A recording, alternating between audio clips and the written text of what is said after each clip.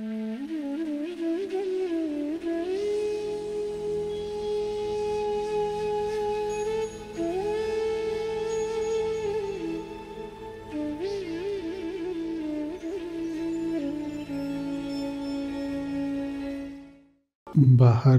ज्ञान रहे सिपाही, भीतर भक्ति अधिकाई।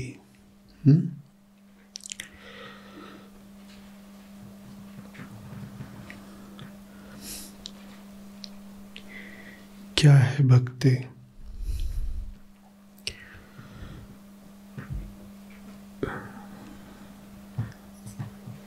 कौन करता है भक्ति? करने की बात भी बाद में आती है। भक्त है कौन?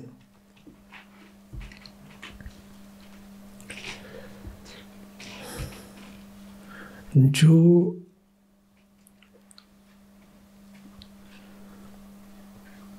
अनुभव कर रहा हो कि टूटा हुआ है,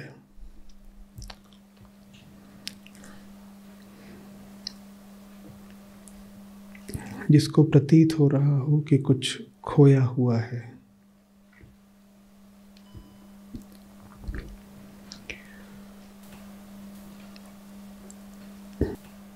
जिसको अपने विभक्त होने का एहसास हो,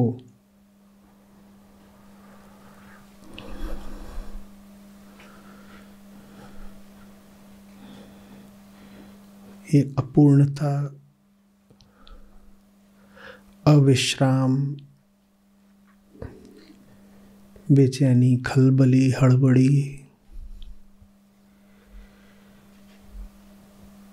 स्वीकार करता हो कि भीतर रहती है।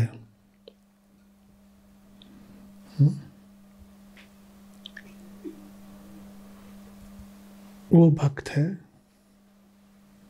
पर अभी हमने जो बातें कही वो आवश्यक हैं भक्त होने के लिए, पर पर्याप्त नहीं है।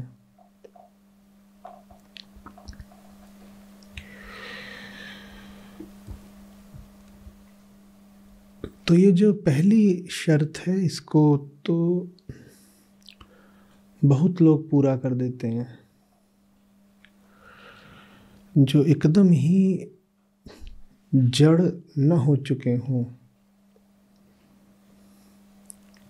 उनको ये अनुभव हो ही जाता है कि भीतर कुछ तो अभी दुखी है, कुलबुला रहा है, असंतुष्ट है, रोगी सा है।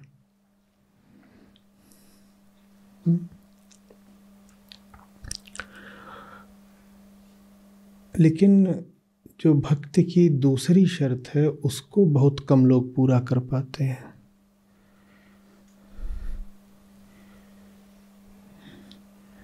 दूसरी शर्त है अपनी बेचैनी का सच्चा कारण खोजना। हम बेचैनी के झूठे कारण खोज लाते हैं। बेचैनी का झूठा कारण हमेशा बाहरी होता है।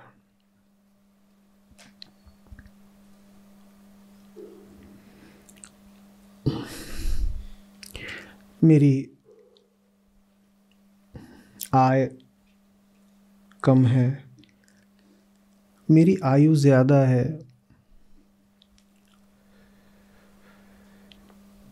व्यापार ठीक नहीं चल रहा, समाज में इज्जत नहीं मिल रही,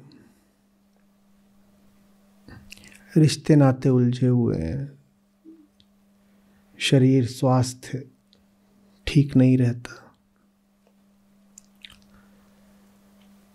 बेचैनी है ये तो स्वीकारा, पर बेचैनी का कारण कहीं बाहर ढूंढ निकाला। तो जो भक्ति की पहली शर्त थी वो तो पूरी हो गई कि हाँ, कुछ खंडित, कुछ टूटा, कुछ अपूर्ण है भीतर, वो ठीक है। पर हमने कहा था वो पहली शर्त पर्याप्त नहीं होती, उसके आगे भी कुछ होता है। तो दूसरी शर्त होती है सही कारण स्थापित करना। बेचैनी के झूठे कारण अनंत हैं। आज धूप नहीं निकली, आज कोहरा बहुत था, मन अच्छा नहीं है। ठंड ज़्यादा है या गर्मी ज़्यादा है, मन अच्छा नहीं है।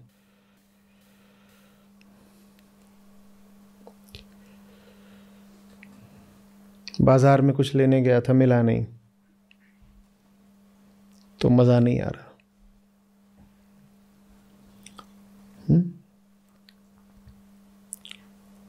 कोई खेल मुझे पसंद है, वहाँ मेरा पसंदीदा खिलाड़ी हार गया,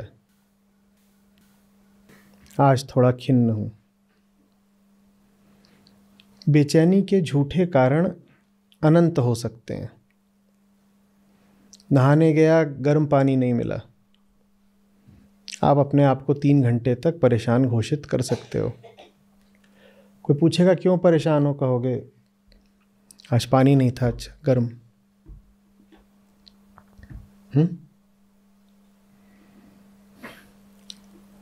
बाहर जा रहे थे, आपकी गाड़ी के आगे किसी और ने सटाकर लगा दी थी, उसकी हटवाने में 10 मिनट अधिक लग गए, 10 मिनट तक सड़क पे खड़े रहे। वो बात मन पर है, मन अच्छा नहीं है। हम अनंत कारण खोज निकालते हैं बेचैनी के। बेचैनी का हम सच्चा कारण कभी नहीं स्वीकारते, और बेचैनी का सच्चा कारण है बेचैन का होना। बेचैनी का कारण बेचैनी का विषय नहीं होता, बेचैनी का कारण बेचैनी का अनुभोक्ता होता है।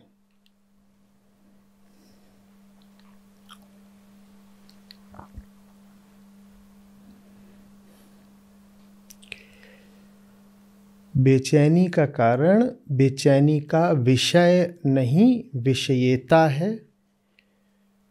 बेचैनी का कारण बेचैनी का अनुभव नहीं,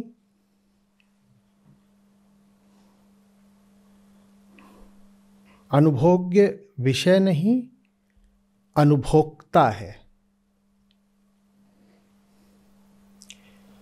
जो बेचैन है वही बेचैनी का कारण है।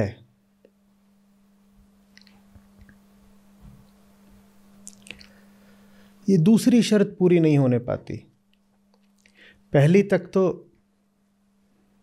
शायद 60-80% लोग पहुंच ही जाते होंगे, अनुमान से कह रहा हूं। उसमें भी 10-20% होते हैं जो नहीं पहुंचते। वो इतने पहुंचे हुए होते हैं, वो कहते हैं हमारा सब बढ़िया, हमें कोई बेचैनी नहीं है। तो उनकी तो हम बात ही नहीं कर रहे। वैसों के लिए श्री कृष्ण ने क्या कहा है, जिन्हें कोई समस्या है ही नहीं। कल उन्हें क्या कष्ट हो, वो आज ही जब नष्ट हैं। जो नष्ट हो गया होता है उसे कोई दर्द होता है? हाँ, तो जिससे कोई दर्द हो ही ना रहा हो वो या तो मुक्त है या मुर्दा। मुक्त तो नहीं होंगे तो मुर्दे ही होंगे। तो सबसे गई बीती स्थिति में तो वो होते हैं जो कहते हैं हमें कोई समस्या है ही नहीं, कोई हमको दुख दर्द, बेचैनी, तड़प, छटपटाहट, टूट फूट, भीतरी रोग, समस्या हमें है ही नहीं। ये सबसे गिरी हुई हालत में होते हैं। ये सघन तमोगुण की निशानी है।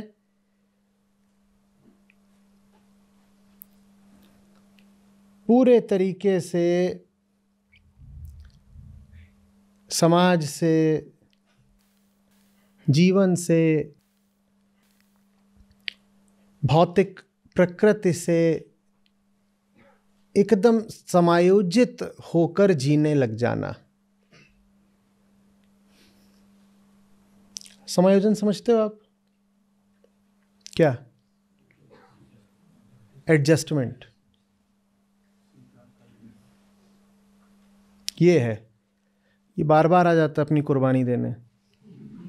कल भी ये आया था, हमने इसका इस्तेमाल करके पता नहीं क्या क्या जान लिया था, सीख लिया था।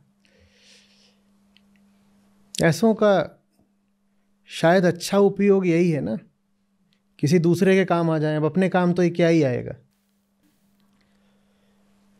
कि मैंने इसको उठा करके यहाँ रख लिया।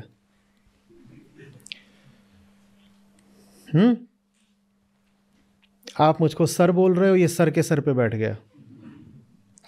इसे कोई हर्ष, कोई गौरव, कुछ हुआ? ये पूरे तरीके से यहां बैठ के क्या हो गया?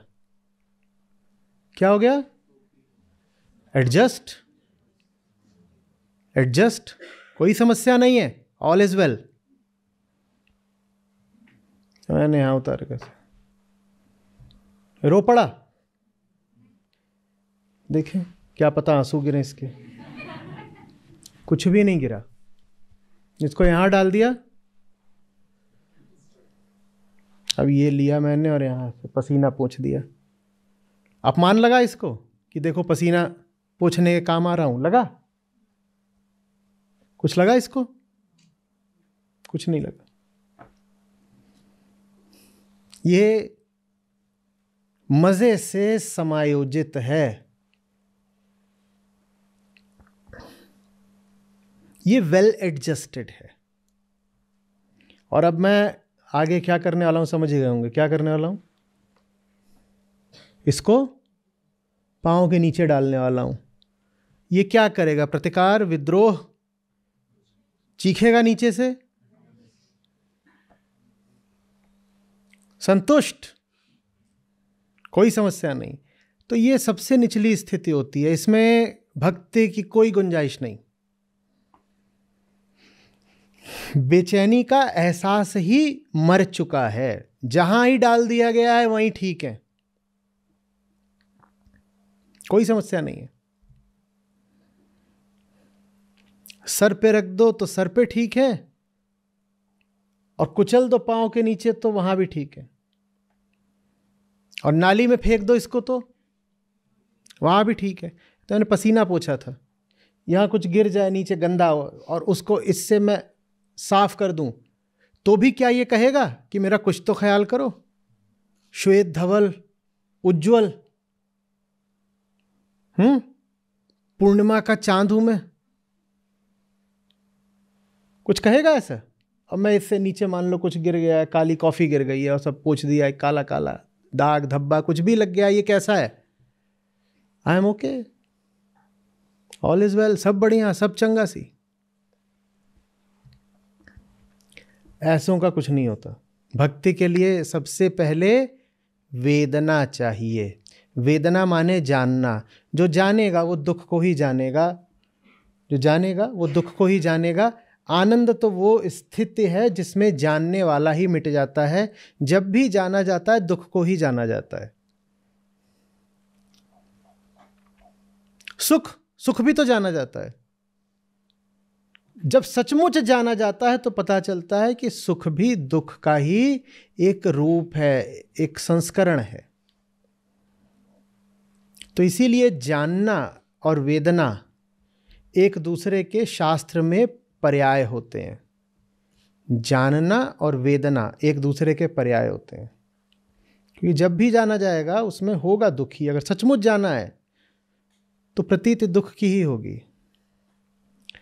तो ये पहली शर्त है। हमने कहा दुख का अनुभव मेरे भीतर कुछ रंजित है, कुछ खंडित है, कुछ शंकित है, कुछ कंपित है। ये पहली शर्त।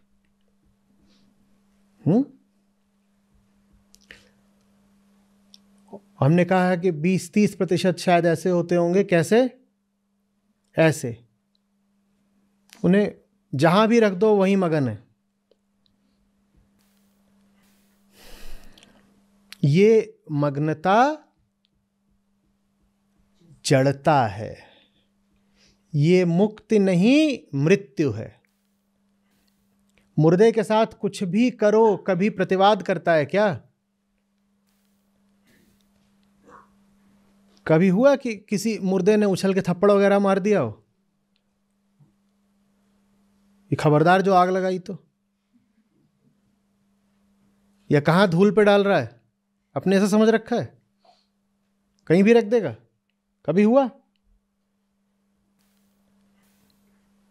अकड़ गया है मुर्दा, उसका हाथ मरोड़े दे रहे हो, खींच तान के उसके कपड़े उतार रहे हो, कुछ उसको फिर पहनाना है अंत्येष्टि से पहले, तो कुछ भी करके रगड़ के उसको बांध दिया। कुछ बोलता है क्या? वैसे ही ज्यादातर लोग कुछ नहीं बोलते। उनके साथ कुछ भी होता रहता है जिंदगी में, वो कुछ नहीं बोलते। और जो वो बोलते भी हैं वो भी बस एक मुर्दा आवाज होती है। जैसे मुर्दा भी आवाज कर देगा। मुर्दे का हाथ अकड़ गया हो, अकड़ जाते हैं मुर्दे, मुर्दे का हाथ अकड़ गया हो, आप ज्यादा जोर से मोड़ो तो आवाज आ जाएगी, वो टूटने की आवाज होगी। मर जाओ तो पेट में गैस बनने लग जाती है। तो मुर्दा लेटा हुआ है, उसको आप ऐसे बिठा दो तो गैस मुंह से निकलेगी, लगेगा मुर्दे ने डकार मारी है। बोलते हैं मुर्दे भी, लेकिन उस आवाज में भी कोई चेतना नहीं होती है। ज्यादातर लोग, बहुत सारे लोग जो कहते हैं कि हमारा सब ठीक ही चल रहा है, हमें जरूरत क्या है कुछ जानने समझने की, हम क्यों आगे बढ़ें, क्या करेंगे हम दर्शन पढ़ करके, आत्मज्ञान की आवश्यकता क्या है, ये मुर्दे हैं। इन्होंने अपने आप को जड़ बना लिया है, संवेदना शून्य। क्योंकि संवेदना में भी क्या बैठा है? वेदना। संवेदना का अर्थ ही होता है कष्ट। कुछ निर्णय कर लेते हैं लोग इतना डरपोक होने का कि वो संवेदना शून्य माने नम्ब हो जाते हैं। क्योंकि संवेदना जब भी आएगी, संवेदना को कॉन्शियसनेस, चेतना भी बोलते हैं, संवेदना जब भी आएगी एहसास दुख का कराएगी। तो दुख से बचना है तो अपने आप को क्या बना लो? संवेदना शून्य। ये तीन शब्द एक साथ चलते हैं, शून्य, सूना और सुन्न। इनकी व्युत्पत्ति एक है। शून्य, सूना और सुन्न एक ही जगह से निकले हैं, पर आगे जाकर के इन्होंने तीन अलग अलग अर्थ ले लिए हैं। मजे की बात है कि वो तीनों अर्थ एक दूसरे से जुड़े हुए हैं। शून्य माने एम्प्टी, सूना माने लोनली, और सुन्न माने नम्ब, इनसेंसिटिव। और ये तीनों चीजें फिर हमेशा एक साथ चलेंगी। अगर इनमें से एक भी चीज आपकी जिंदगी में है तो बाकी दोनों भी होंगी ही होंगी, क्योंकि तीनों का मूल एक ही है। सुन्न पड़ जाना, असंवेदन हो जाना, जीवन में अकेलेपन, सूनेपन का होना,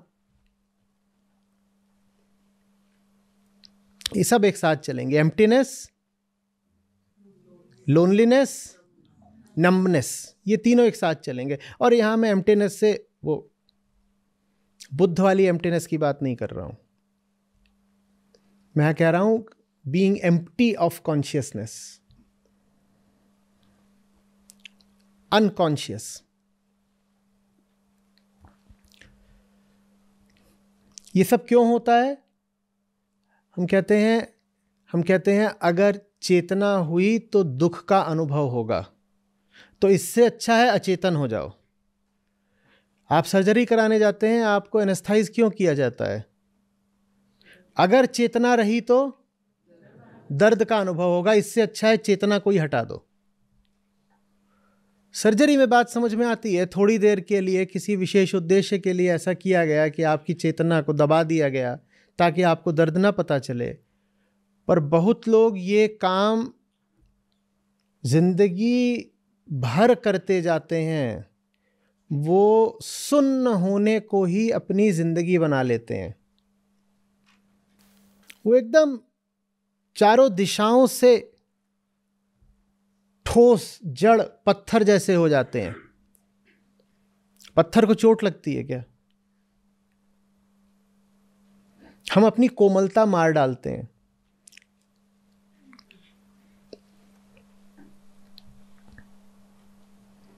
हम भीतर के हमारे जो संवेदनशील तंतु होते हैं, नजाकत होती है, हमारी जो बारीकी है, सूक्ष्मता है, उसको नष्ट कर देते हैं। क्योंकि जो जितना कोमल होगा, जितना बारीक होगा,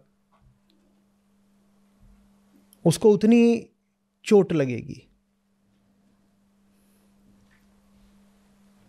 हम अपने द्वार दरवाजे सब बंद कर देते हैं।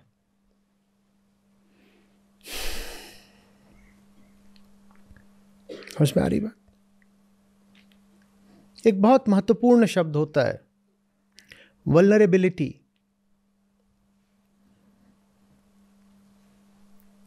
असुरक्षा। वल्नरेबिलिटी माने असुरक्षा। हम अपने आप को पूरी तरह सुरक्षित बना लेते हैं। ज्यादातर लोग अपनी पूरी जिंदगी बिताते हैं अपने आप को सुरक्षित बनाने में। उनको सबसे बड़ी समस्या वल्नरेबिलिटी की होती है, मैं वल्नरेबल क्यों रहूं। पर जो सुरक्षित हो गया है जितना ज्यादा, वो उतना ही ज्यादा मृत भी हो गया है। मुर्दा सबसे ज्यादा सुरक्षित होता है। कुछ बिगाड़ सकते हो मुर्दे का तो बिगाड़ के दिखा दो।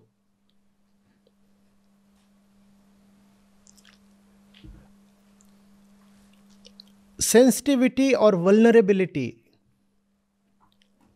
संवेदना और असुरक्षा सदा साथ साथ चलेंगे।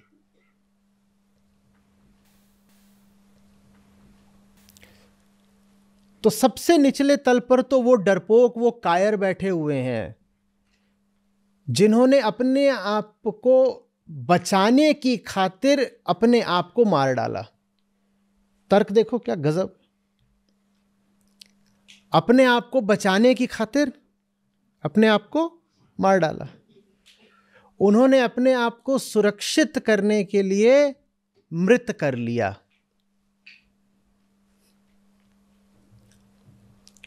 बंदा था वो मर गया, उसकी मम्मी हजारों साल से सुरक्षित है। बंदा तो मर गया, अब 40, 60, 80, बंदा इससे ज्यादा नहीं चल सकता था। जब तक बंदे रहोगे असुरक्षित रहोगे। बहुत लोग कहते हैं तो मुझे बंदा रहना ही नहीं है, मैं अपने आप को मम्मीफाई कर दूंगा। वो अपनी मम्मी बना लेते हैं। मम्मी पता है ना, मर जाते थे पुराने मिस्र के राजा लोग तो उनके ऊपर बहुत सारे रसायन वगैरह लगा करके, प्रिजर्वेटिव्स, और उनको विशेष तरीके से बांध देते थे और उनको एक खास ताबूत में ढक देते थे। और फिर उनकी लाशें सड़ती नहीं थी। वो आज भी मिलती हैं, सड़ी हैं पर अभी भी आप देख सकते हो कि ये रहा, हजारों साल से सुरक्षित है वो। हम यही करते हैं। हम में से ज्यादातर लोग चलती फिरती ममीज हैं, सुरक्षित परंतु मृत। सुरक्षित पर मृत, ये जीवन की बड़ी प्यारी विडंबना है कि अगर जीना है तो असुरक्षित होकर ही जीना पड़ेगा। जिसे जीवन चाहिए उसे जीवन के साथ की असुरक्षा को स्वीकार करना पड़ेगा। और असुरक्षा कुछ होती नहीं है, असुरक्षा बस अहंकार को लगती है, वो अप्रत्याशा का दूसरा नाम है। इनसिक्योरिटी बस अनप्रिडिक्टेबिलिटी का दूसरा नाम है।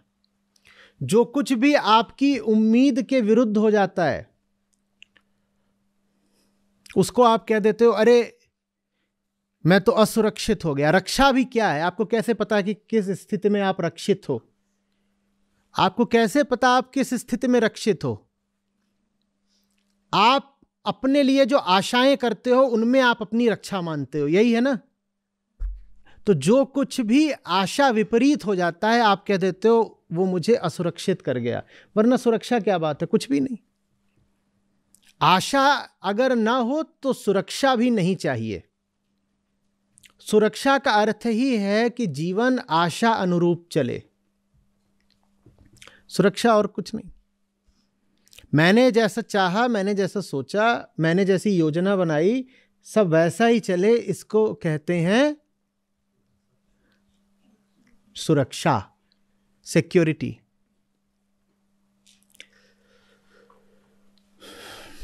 मम्मी पूरी तरह से सिक्योर्ड है, उसके साथ अब ऐसा कुछ भी नहीं हो सकता जो योजना से हटकर हो। No deviations from the plan possible any more. Planning बहुत बढ़िया प्लानिंग करी और वो प्लानिंग 3000 साल से चल रही है। बंदा तो प्लानिंग के हिसाब से चलेगा नहीं, बंदा तो मर गया 60 में 80 में। मम्मी प्लानिंग के हिसाब से चल सकती है और चल रही है हजारों साल से। एक बंदे को एक जगह पे आप रख दो, नहीं हो सकता कि 10 साल बाद भी वहां मिले,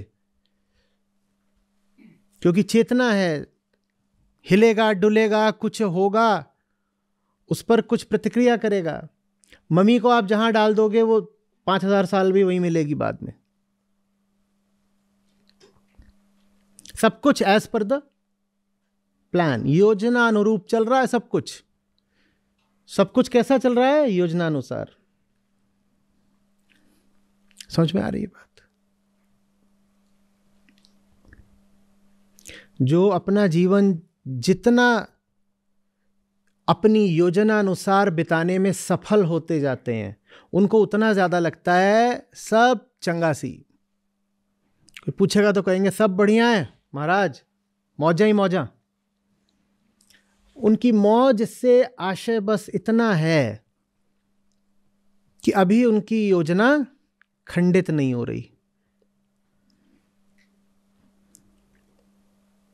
और आपकी सब योजनाएं सफल हो सकती हैं अगर आप मृत होना स्वीकार कर लें। आप जितना मुर्दा होते जाएंगे आपकी योजनाएं उतनी सफल होती जाएंगी। आप एक बार प्रश्न पूछ के देखिए अभी अपने आप से। आप कोई योजना बनाओ, उस योजना के सफल होने के लिए बहुत हद तक आवश्यक है कि आप अपनी चेतना को दबाओ। और योजना जितनी लंबी चौड़ी होगी आपको अपनी चेतना को उतना ज्यादा दबाना होगा, क्योंकि योजना बनाई जाती है आज और लंबी चौड़ी है तो भविष्य में दूर तक जा रही होगी। आज आपने जो विचार था अपना, आशा थी अपनी, वो भविष्य के ऊपर लाद दी। भविष्य में भी तो आप ही हैं ना। तो भविष्य में निर्णय, स्वतंत्र निर्णय करने के सारे अधिकार आपने त्याग दिए आज ही। ये मौत है। योजना का क्या अर्थ है? कि मैं अगले 5 साल वैसे बिताऊंगा जैसे मैंने आज निश्चित कर लिया। ठीक, तो आज आपने निश्चित कर लिया, आप राजा हो गए। अगले 5 सालों के आप राजा हो गए। आज आपने एक निर्णय कर लिया, लेकिन आपने 5 साल तक अब कोई निर्णय करने का अपना अधिकार भी खो दिया, खुद ही खो दिया। आप मुर्दा हो गए। आप कह रहे हो अब तो ऐसे ही चलना है जैसा हो गया। मम्मी कोई निर्णय कर सकती है? उसका जो निर्णय होना था हो चुका है। अब सब कुछ योजना अनुसार चल रहा है। समझ में आ रही है बात? और जितना आप अपनी स्वतंत्रता को खोना गवारा करेंगे उतना ज्यादा आपकी संवेदना भी मरती चली जाएगी। मनुष्य को जो चुनने का अधिकार मिला है उसमें एक दुर्भाग्यपूर्ण पक्ष ये भी है कि आप अचेतन होना भी चुन सकते हो। आप चुन सकते हो कि मुझे अब कोई संवेदना नहीं होगी, कुछ भी होता रहे, मुझसे कोई सेंसिटिविटी, कोई रेजोनेंस नहीं पाएगा।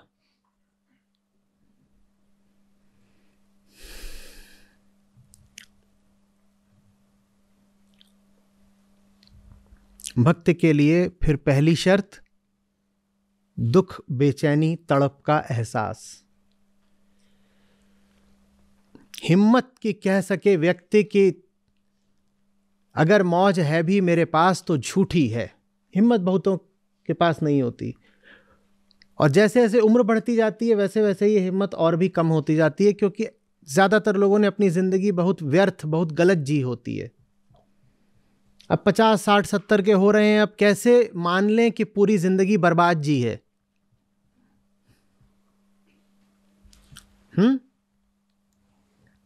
तो कहते हैं नहीं, बर्बाद नहीं जी, ये सब ठीक है, हमारा सब ठीक है, हमारा सब बढ़िया चल रहा है।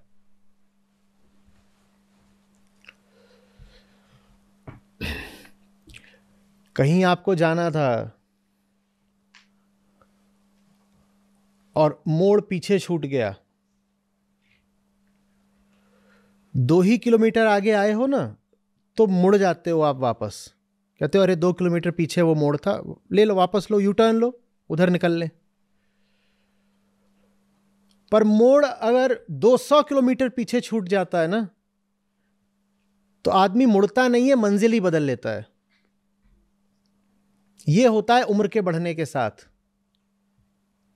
हम फिर असली मंजिल छोड़कर कोई झूठी मंजिल ही स्वीकार कर लेते हैं। हम कहते हैं मुड़ने की कीमत बड़ी भारी है, कौन अब मुड़े, 200 मील आगे आने में ईंधन जलाया है, अब फिर से 200 मील जितना ईंधन जलाएं वापस जाने में, और समय लगाएं, और फिर अब उम्र हो गई, इतनी ऊर्जा नहीं है। तो अब भूल का सुधार करने से अच्छा है मंजिल ही बदल लो। और कोई पूछे कि क्या हुआ साहब, आपकी मंजिल तो वो थी ना, तो बोलो नहीं नहीं, वो मंजिल बेकार थी, उसमें क्या रखा है, असली मंजिल तो बस अब सामने है, 20 किलोमीटर और। बात यह है कि सामने वाली असली नहीं, आसान है, बस 20 किलोमीटर पर है, और पीछे वाली 200 किलोमीटर पीछे छोड़ आए तुम, क्योंकि आपको समझाने वाला, बताने वाला कोई नहीं था। आपको पता ही नहीं चला आप जिंदगी में कौन से चौराहे पे कौन सा गलत मोड़ लेते आए हो, और उस पर आप बहुत आगे निकल आए। तो अब झूठ बोलते हो नहीं मेरी तो मंजिल ही आगे थी, मैंने कोई गलत रास्ता थोड़ी लिया है, मुझे तो उधर जाना ही नहीं था, मुझे तो इधर जाना है, मैं तो उधर कोई आया हूं, बस 20 किलोमीटर आगे मेरी मंजिल है। समझ में आ रही है बात? ऐसे लोगों की शुरुआत भी नहीं होती। ये तो बोल रहे हैं मैं बिल्कुल ठीक चल रहा हूं, जिनका सब कुछ ठीक चल रहा है वो भक्ति का पहला कदम भी नहीं उठा पाते। पहला कदम ही बहुत ईमानदारी में, बहुत विनम्रता में उठता है। वो विनम्रता जो कहती है जिंदगी पूरी बर्बाद कर चुका हूं, लेकिन जो मेरे पास वर्ष, महीने, लम्हे शेष हैं उन्हें नहीं बर्बाद करना। अचेतन था, झूठ जीता आया, पर अब कुछ जग रहा हूं तो अब झूठ क्यों बोलूं।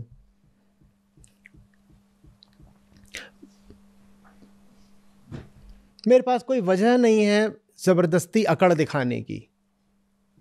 मैं झुकता हूं, मैं नमित होता हूं, मैं स्वीकारता हूं, मैं व्यर्थ ही जिया हूं। समझ में आ रही है बात ये?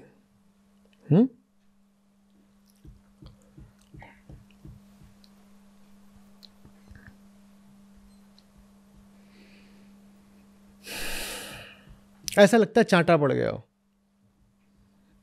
अच्छा नहीं लगता ना।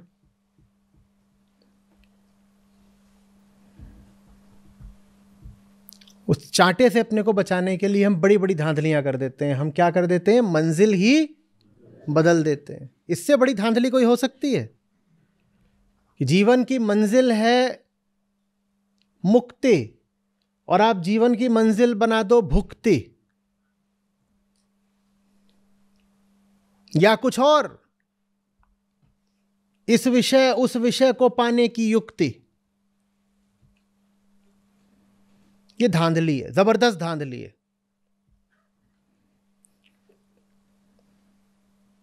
ये नहीं कि जहां जाना है उसकी ओर चले, जिधर को भटकते बहकते लुढ़कते पुढ़कते बहते बहते पहुंच गए, कह दिया हमें तो यहीं तो आना था, देखा मैं कितना स्मार्ट हूं।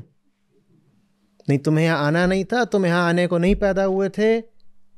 तुम अपने नशे में, अपनी बेहोशी, अपने अज्ञान में बहकते बहते यहां तक आ गए हो। अब थोड़ी ईमानदारी दिखाओ, कुछ तो विनम्रता।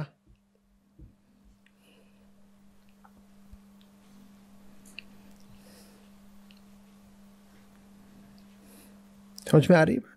लेकिन वो विनम्रता बहुत मजबूती मांगती है। वो सब कुछ जिसको आप कह रहे होते हो मेरा है, स्वीकार करना पड़ता है कि काकड़ चुन चुन महल बनाया, लोग कहें घर मेरा। कुछ नहीं है, ऐसे ही कचरा इकट्ठा कर रखा है।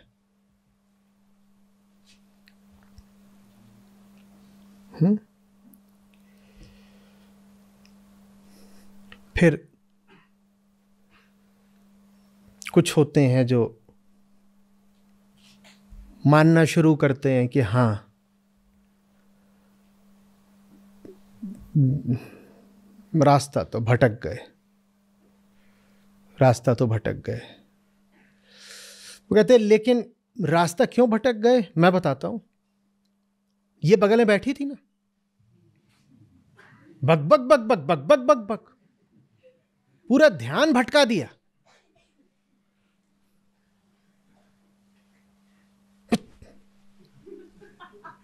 पीछे बैठ और मुंह बंद रख।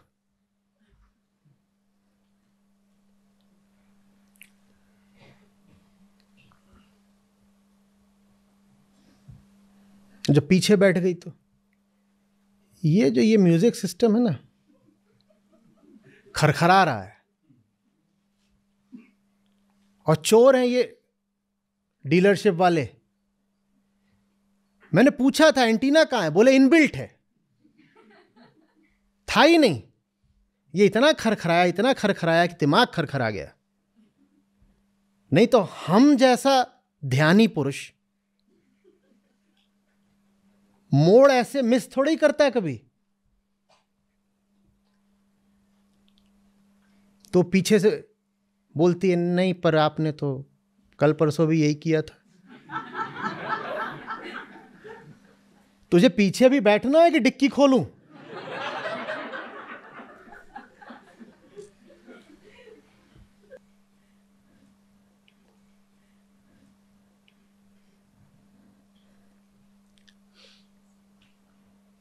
या गड्ढे,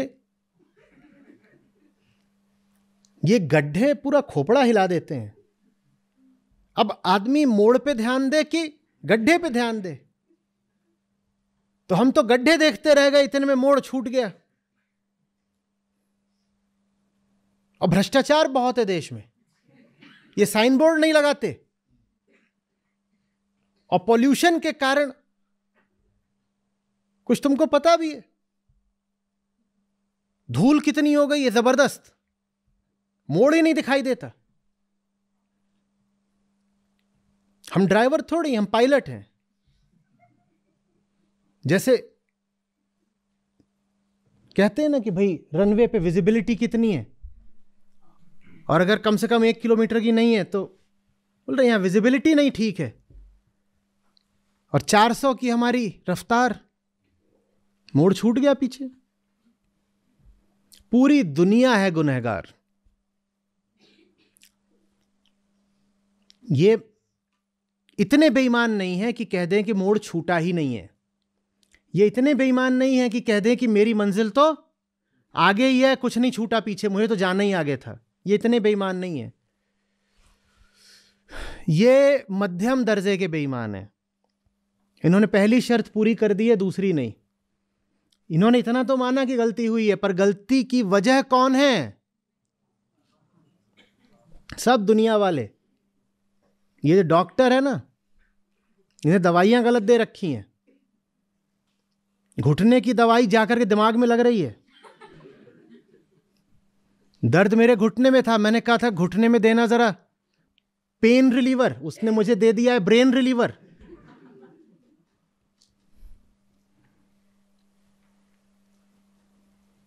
दिमाग ही नहीं काम करता।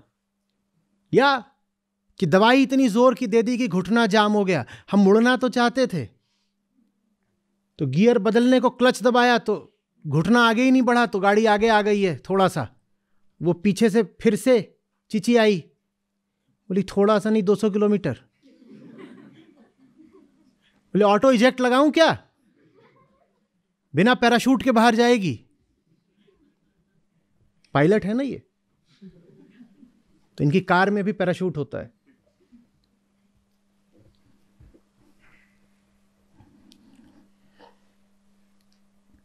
समझ में आ रही बात? या फिर वो रास्ते में पड़ी तो थी झुन्नू हलवाई की दुकान, और उससे हमने पूछा था कि रास्ता बता दे, तो उसने बता दिया कि वो ऐसे ऐसे ऐसे। अरे अनपढ़ जाहिल है ये देश, कुछ रखा नहीं है इस देश में। जल्दी बाहर जाऊंगा कहीं, देखो रे वीजा लगाओ यूएस कनाडा कहीं का। ये मुल्क ही गंवारों का है। पूछा तो मैंने, 2 लोगों से पूछा, दोनों ने गलत बता दिया। वो फिर पीछे से, वो भी है हठी, बोल रही पहली बात तो 2 से नहीं 1 से पूछा था, दूसरे जब वो बता रहा था तो आप सुन कहां रहे थे?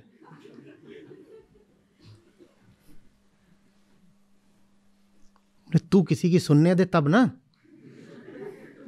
जब देखो तब मुंह चलता तेरा।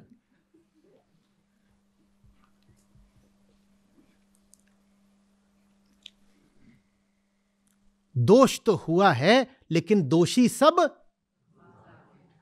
या ये कि देखो हमारी उम्र कितनी बढ़ गई है, इस मारे हमें अब ठीक से दिखाई नहीं देता। संसार में यह भी शामिल है क्या? शरीर।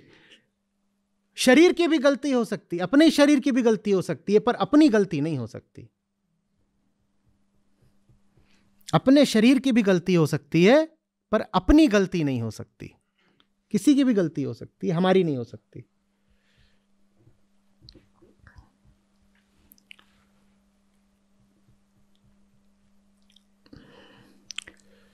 सुधरने के लिए यह स्वीकार करना जरूरी है कि जब तक जिसके हाथ में स्टीयरिंग है वो वैसा ही रहेगा जैसा वो है, तब तक गाड़ी गलत मोड़ों और गलत रास्तों पर ही आगे बढ़ती रहेगी, गलत मंजिलों की तरफ।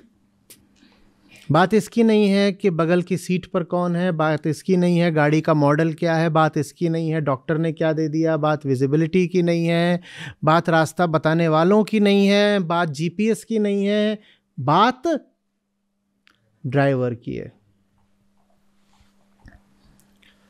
लैंस आर्मस्ट्रॉन्ग थे, बाद में उनके सारे जो बाइकिंग के साइकिलिंग के पदक थे वो उनसे ले लिए गए, लेकिन एक समय पर उनका राज था बिल्कुल बाइकिंग सर्किट पर।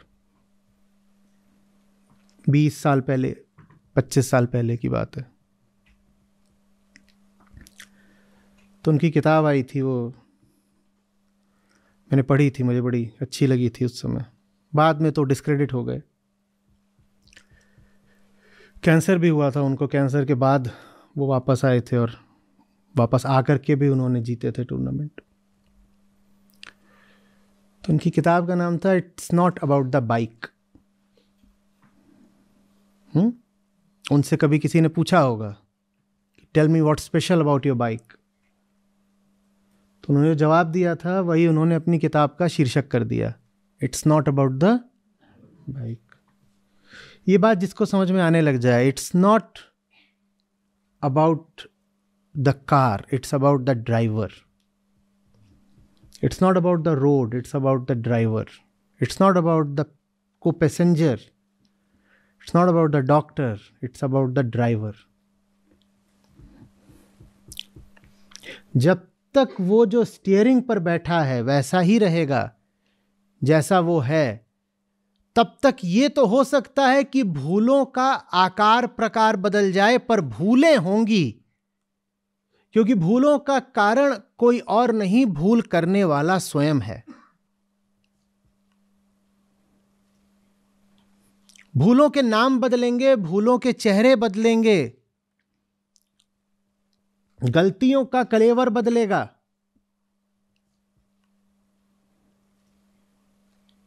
ऐसी नहीं तो वैसी गलती होगी। पिछली बार बायां मोड़ छोड़ा था, आगे दायां छोड़ोगे। पिछली बार गलती ये करी थी कि जो रास्ता बता रहा था उसकी सुनी नहीं।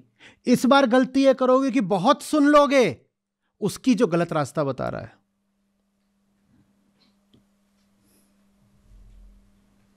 लेकिन जब तक आप हो, गाड़ी मंजिल की तरफ जाएगी ही नहीं, क्योंकि वो गाड़ी की बात है नहीं, बात ड्राइवर की, चालक की है।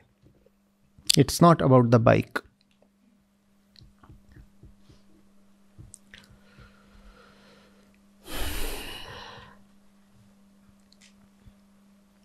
समझ में आ रही है बात?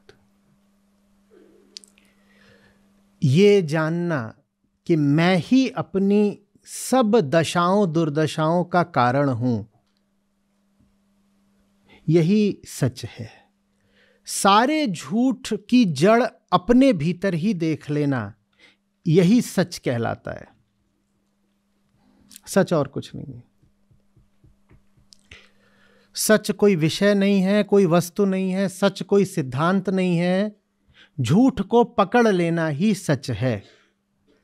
सच को पकड़ा नहीं जा सकता, सच को जाना नहीं जा सकता, सच को शब्दों में भी अभिव्यक्त नहीं करा जा सकता, सच की कोई कल्पना नहीं हो सकती, सच का कोई चित्र नहीं बनाया जा सकता। सच आपके विचारों, आपके चिंतन में नहीं आने वाला। आप बैठ करके बहुत गंभीरता से मनन करें तो नहीं पकड़ में आ जाएगा। लेकिन गंभीरता भी आवश्यक है, चिंतन मनन अवलोकन आवश्यक है, उससे झूठ पकड़ में आ जाता है। और ये जो झूठ है पकड़ में आ गया, इसी को सच के नाम से विभूषित कर दिया जाता है। झूठ को पकड़ना ही सच है, अन्यथा सच कुछ नहीं है। सबसे विफल वो लोग रहते हैं जो सच जानने के लिए निकल पड़ते हैं, उन्हें कुछ नहीं मिलता। आप अगर सफल होना चाहते हो तो झूठ जानने निकलिएगा, झूठ भी मिल जाएगा और सच भी मिल जाएगा। जो सच जानने निकलता है उसको सच क्या झूठ भी नहीं मिलता है, और जो झूठ जानने निकलता है वो झूठ को पकड़ ही लेता है और साथ ही साथ मुफ्त ही, बिना मांगे, अप्रयास, अनायास सच को पा जाता है। आप झूठ जानने निकलिएगा। सत्य को नहीं जाना जाता, माया को जाना जाता है। स्वास्थ्य कभी नहीं पकड़ सकते आप, स्वास्थ्य की तो कोई परिभाषा भी नहीं होती, बीमारियां पकड़ी जाती हैं।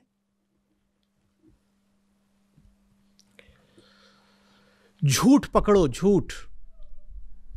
और सबसे बड़ा झूठ यह है कि झूठ बाहर है। जब झूठ को बचना होता है ना तो अपना पता गलत बता देता है, आराम से बच जाओगे ना आप। डिकॉय बोलते हैं इसको, जानते हो ना। कोई अपराधी बचना चाहे तो एक तो यह है कि वो पुलिस से भागा भागा फिरे, और दूसरा क्या है, वो खुद ही किसी तरीके से पुलिस तक अपनी सूचना पहुंचा दे कि वो वहां रहते हैं बब्बन खान, और जहां रहते हैं वहां से 1000 मील दूर।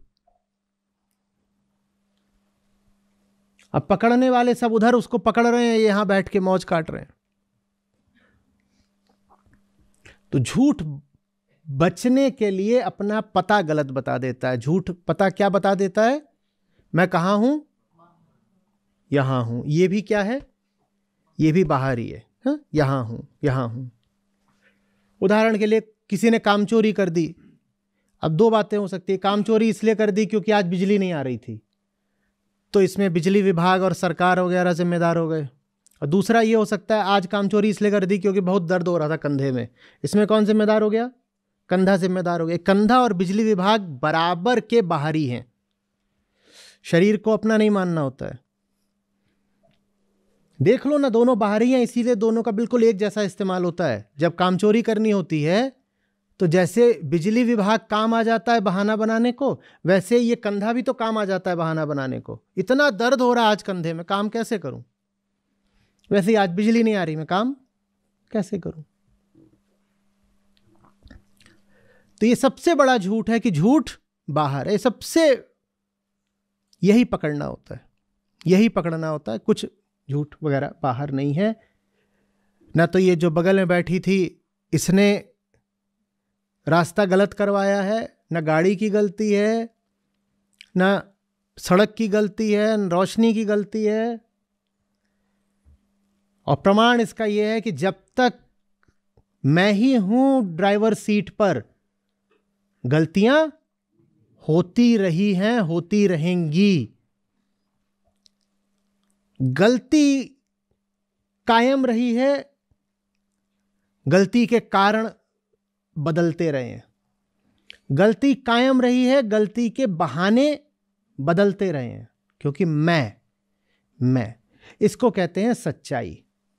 इसको क्या बोलते हैं? सच्चाई। और जब ये भीतरी सच्चाई आ जाती है तो आदमी बाहर भी सच्चाई देखने लगता है। क्योंकि बाहर हम झूठ देखते नहीं हैं, प्रक्षेपित करते हैं। हमने अभी क्या कहा? झूठ अपना पता गलत बताता है।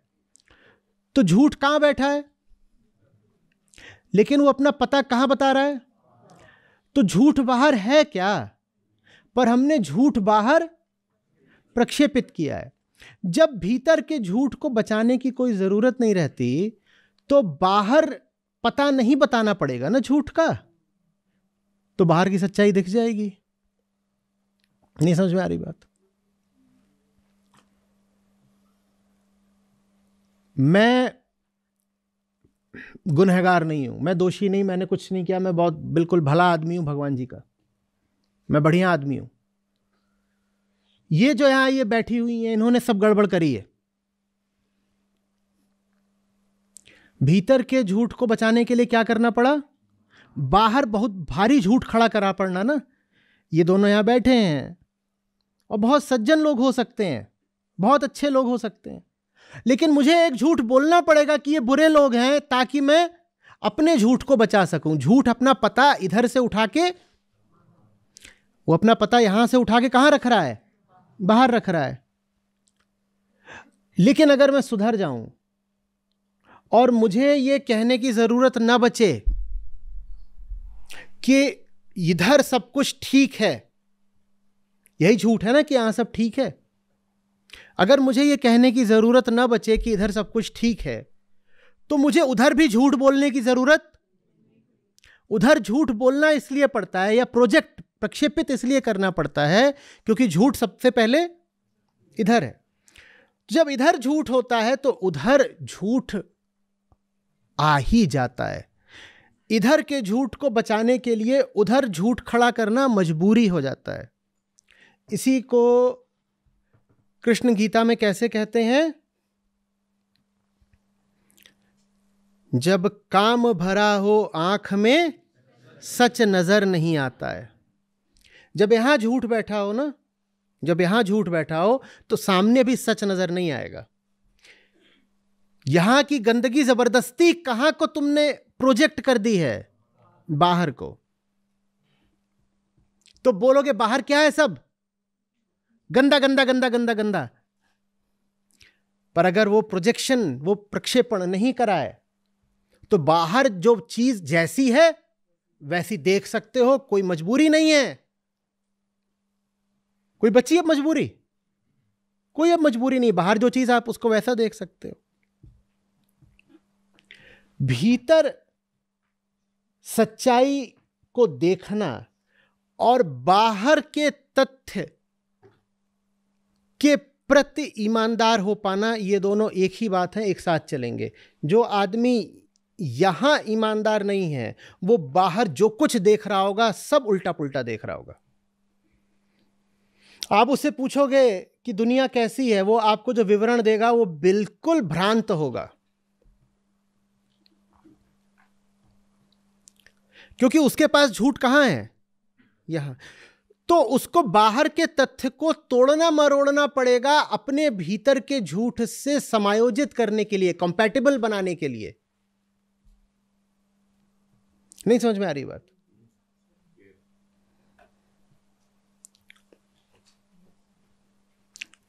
मैं नशे में हूं, मान लो, मैं सीधी राह चलते हुए भी गिर गया,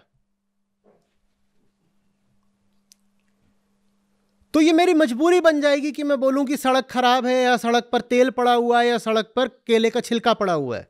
न सड़क खराब है, न सड़क पे फिसलन भरा तेल पड़ा हुआ है, न वहां केले का छिलका पड़ा हुआ है। पर बाहर झूठ बोलना मेरी मजबूरी बन जाएगी भीतर के झूठ को बचाने के लिए। जिसके पास भीतर झूठ है वो बाहर 100 तरह के झूठ बोलेगा, और यह भी संभव है कि वो अपने आप को ही आश्वस्त कर ले कि सचमुच सड़क फिसलन भरी थी। बिल्कुल हो सकता है। कोई फिसल के गिर जाए, कभी ऐसा हुआ है कि वो ऐसे करे? वो वहां देखता है जहां पे वो फिसल के गिरा है, जहां वो फिसल के गिरा है। क्रिकेटर होते हैं, वो बोल्ड हो जाते हैं, वापस जाते आते भी मुड़ मुड़ के पिच की ओर देखते हैं। कई बार तो खड़ा हुआ है डिफेंड करने के लिए, और गेंद सीम हो गई, उसका ऑफ स्टंप उड़ गया, तो वो अपनी पोजीशन पे खड़ा रहता है और देखता है कि पिच कहां पर करी थी। जैसे कि कोई गलती उसके भीतर कुछ है जो तलाश रहा है कि उसे पिच में दरार दिख जाए, ताकि वो ये सिद्ध कर सके कि उसकी गलती नहीं है, पिच में क्रैक था और क्रैक में पड़ के बॉल नीचे रह गई और उसकी गिल्ली उड़ गई। और अगर उसको इतनी सी भी दरार दिख गई तो तुरंत बोल देगा दरार इतनी बड़ी थी। यह भी हो सकता है कि दरार हो ही ना, वो बोल दे दरार है। समझ में आ रही है बात? उसको एक झूठ बचाना है। कौन सा झूठ? क्या झूठ? गलती मेरी है। इस झूठ को बचाने के लिए वो पिच को लेके 100 झूठ बोलेगा। भीतर के झूठ को बचाने के लिए बाहर बहुत सारे झूठ रचने पड़ते हैं, निर्मित करने पड़ते हैं। मेरी थोड़ी गलती है, पिच खराब थी। मेरी थोड़ी गलती है, पिच पे घास ज्यादा थी, बॉल उछल गई। मेरी थोड़ी गलती है, पिच पे धूल ज्यादा थी, बॉल स्पिन कर गई। मेरी थोड़ी गलती है। याद आ रहा है कि वो जा रहा है और वो एक बार भी कोई ये नहीं सोच रहा मैंने क्या कर डाला। वो क्या कर रहा है? मुड़ मुड़ के उधर देख रहा है, जैसे वहां भी कोई बैठा हो और उसको बता देगा कि तुम बोल्ड क्यों हुए।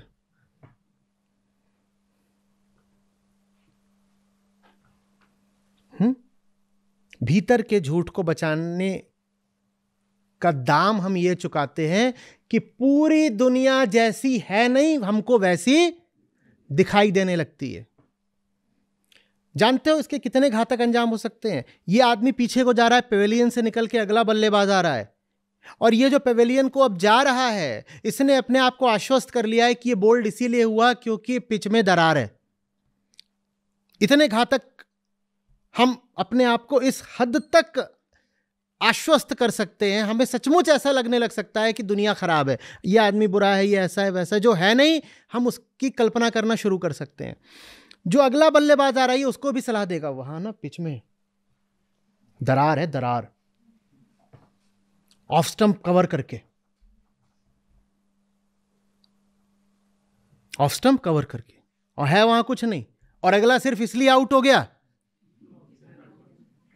कि मिडिल स्टंप की यॉर्कर में वो ऑफ स्टंप कवर कर रहा था।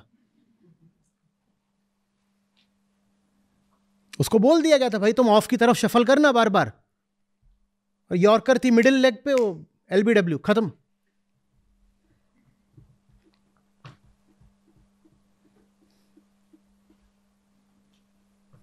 हमें जो कुछ भी लग रहा है ना दुनिया के बारे में, दुनिया वैसी नहीं है।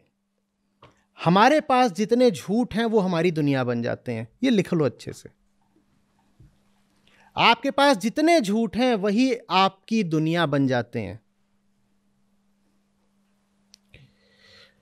आपके पास जो काम वासना है वो आपके प्रेमी या प्रेमिका का सौंदर्य बन जाती है। जो खासकर जवान लोग होते हैं उनकी दुनिया यही होती है ना, तुम ही मेरी शब हो, तुम ही क्या क्या हो, लब हो, टब हो, बाथ टब हो, जो भी हो।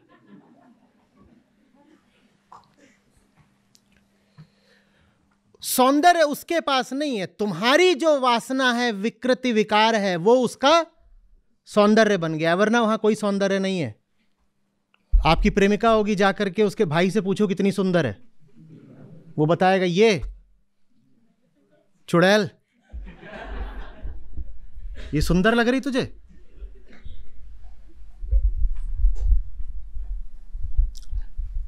और आप ही जब वासना से खाली थे, आप उसको जानते हो, आप ही के सोसाइटी मोहल्ले कहीं की है, पहले से जानते हो। आप में ही जब वासना नहीं थी तो आप उससे बात नहीं करते थे, आपकी लड़ाई और छिड़ जाती थी। वो आपको गिट्टी मारती थी, आप उसके बाल खींच के। लेकिन जब से वासना जगी है तब से कहते हो आ गई मेरी क्लियोपेट्रा।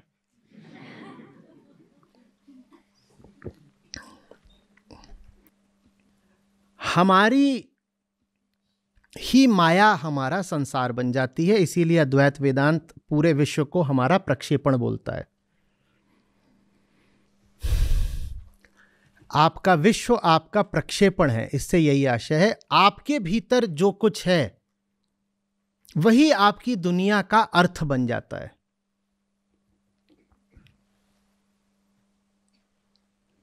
आपके भीतर घोर डर है तो बहुत सारा पैसा आपकी जिंदगी बन जाता है, सिर्फ इसलिए क्योंकि कायर डरपोक आदमी हो।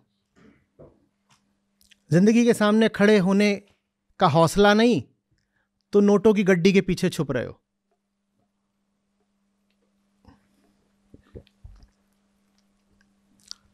वल्नरेबिलिटी याद है ना, दम चाहिए ना उसके लिए, वो है नहीं।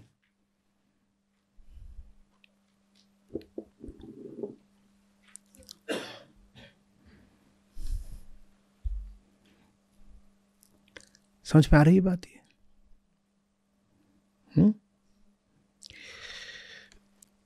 बाहर ज्ञान रहे सिपाही, भीतर भक्ति अधिकाई। बाहर ज्ञान तभी हो पाएगा जब भीतर भक्ति हो। भीतर भक्ति माने भीतर का सच, और बाहर ज्ञान माने बाहर का सच। जिसके भीतर झूठ है, बाहर वो उसी झूठ का विस्तार एकदम से फैला देगा। बाहर आप कुछ तभी जान सकते हो जब भीतर सच के लिए प्रेम हो। बाहर सच तभी पता चलेगा जब भीतर सच के लिए प्रेम हो। जिसके भीतर सच के लिए प्रेम नहीं, उसकी दुनिया सिर्फ झूठ से भरी हुई होगी। और कोई ये कहता थोड़ी है मेरी दुनिया झूठ से भरी हुई है, वो बस ये कहता है मेरी दुनिया है। जिसको हम कहते हैं मेरी दुनिया, माय वर्ल्ड, वो एक झूठ है। वो दी वर्ल्ड नहीं है, वो माय वर्ल्ड है। दुनिया और मेरी दुनिया में जमीन आसमान का अंतर है। दुनिया तथ्य है, मेरी दुनिया मेरी कल्पना है।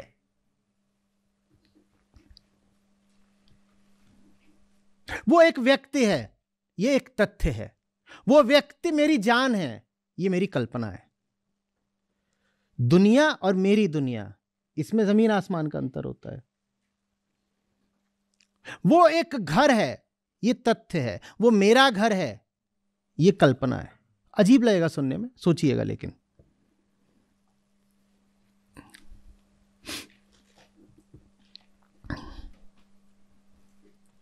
मेरे भीतर जो जो कमियां और खोट होती हैं, वही आंखों से बाहर निकल के क्या बन जाती हैं? मेरा संसार। कृष्ण कहते हैं ना अर्जुन से कि जैसी तुमको दुनिया दिखती है वैसी है नहीं।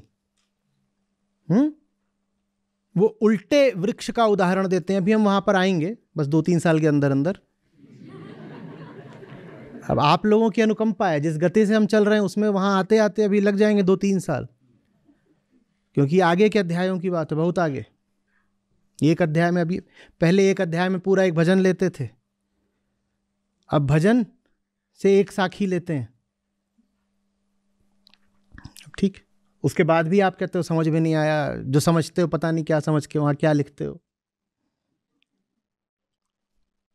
तो कृष्ण कहते हैं अर्जुन को कि ये जो दुनिया है ना, जैसी दिखती है उसकी बिल्कुल उल्टी है। ये संसार एक उल्टा महावृक्ष है जिसमें जड़ें ऊपर हैं और शाखें और पत्तियां नीचे को हैं। तो वैसे ही हमें लगता है कि जगत आंखों के माध्यम से हम में प्रवेश कर रहा है। हम दिशा सोचते हैं बाहर से भीतर की है। तथ्य इससे बिल्कुल उल्टा है। जगत हमारी आंखों के माध्यम से बाहर विस्तृत हो जाता है, विकीर्ण होता है। दिशा भीतर से बाहर की है, वो बाहर से भीतर को नहीं आता। हम जैसे हैं वो हमसे निकल के बाहर फैल जाता है। इसीलिए अलग अलग लोगों की दुनिया अलग अलग होती है। आप जैसे हो, आपकी दुनिया आपकी आंखों से निकल के बाहर फैल जाती है। हम सोचते हैं कि मैं आंख खोल रहा हूं तो दुनिया भीतर आ रही है, जैसे कि दुनिया कोई एक चीज हो। अगर दुनिया आंखों से भीतर आ रही होती तो कोई एक ही चीज होती ना, फिर सबको एक सी दिख रही होती दुनिया। ये मैं दिखा दूं आपको, बहुत साधारण सी चीज है, पानी का ग्लास। यकीन जानिए ये भी आप सबको अलग अलग दिख रहा है। मैं आपसे पूछूं ये क्या है, थोड़ा लिखिएगा इसके बारे में। कोई भी दो लोग एक बात नहीं लिखेंगे, एक ही चीज है, अलग कैसे हो गई? क्योंकि दुनिया बाहर से भीतर नहीं आती है, भीतर से बाहर जाती है। हम जैसे होते हैं वैसा ही हमारे जगत का विस्तार हो जाता है। भीतर सच है तभी बाहर सच हो सकता है।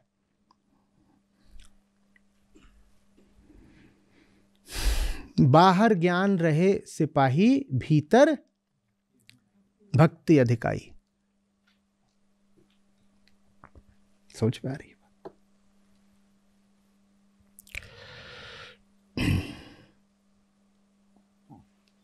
भीतर भक्ति और तभी ज्ञान।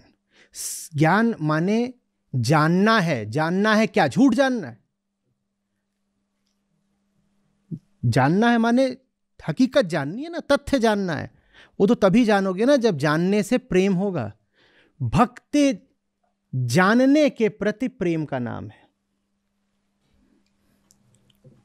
मुझे जानना है, मुझे जानने से प्रेम है, इसी को भक्ति कहते हैं। बोध मेरा स्वभाव है, भ्रम में नहीं रह सकता, मुझे जानना है, इसी को भक्ति कहते हैं।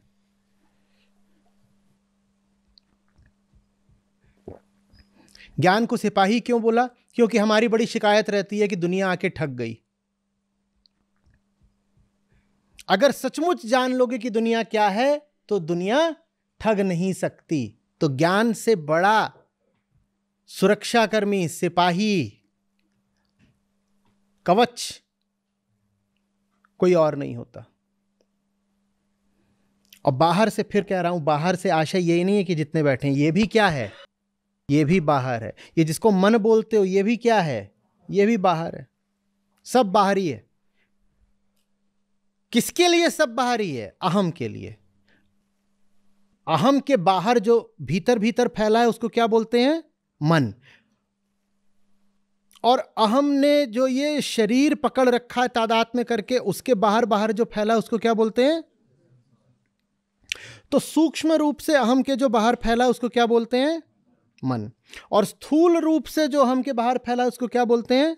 संसार। तो सब बाहरी है। बाहर माने ये नहीं कि ये व्यक्ति, ये व्यक्ति, ये व्यक्ति। बाहर माने वो व्यक्ति भी, ये तन भी और मन भी। भाई जब आप कहते हो अंदर या बाहर तो किसी संदर्भ में बोलोगे ना। कोई बोले जरा अंदर चले जाना तो आप तत्काल क्या पूछोगे? किसके अंदर? कोई पूछे जरा दाएं तो आप पूछोगे दाएं कहां से? ये सारी बातें जो हैं वो संदर्भ सापेक्ष, कॉन्टेक्स्ट सेंसिटिव, स्पेसिफिक होती हैं ना। हाँ, तो अंदर बाहर जब हम बोलें तो अंदर बाहर से आशय ये नहीं है कि खाल के बाहर जो है वो बाहर और खाल के इस तरफ जो है, खाल सीमा रेखा नहीं है। हम बाहर का मतलब समझते हैं इस खाल के बाहर, नहीं, खाल नहीं, अहम के बाहर। सीमा रेखा को सही जगह खींचिए। आप शरीर होते तो हम कहते इसके बाहर जो है वो बाहरी है, नहीं, आप अहम हैं। आप क्या हैं? आप अहम हैं। तो अहम के बाहर जो है वो सब बाहरी है। आप अगर शरीर होते तो हम कहते कि ये इसके भीतर जो मांस है वो भीतरी है।